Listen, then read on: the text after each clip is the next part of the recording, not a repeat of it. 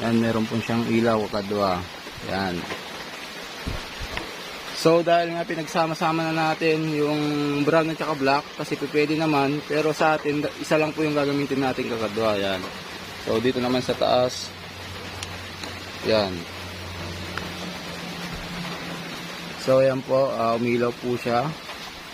So dahil alam na po natin yung connection at naikabit na po natin yung busina kakadwa, ibabalik na natin sa normal yung ating motor. Tapos pipesto lang natin yung mga wire at saka yung busina para mas malinis naman sa ating motor. So let's start, ipesto na po natin.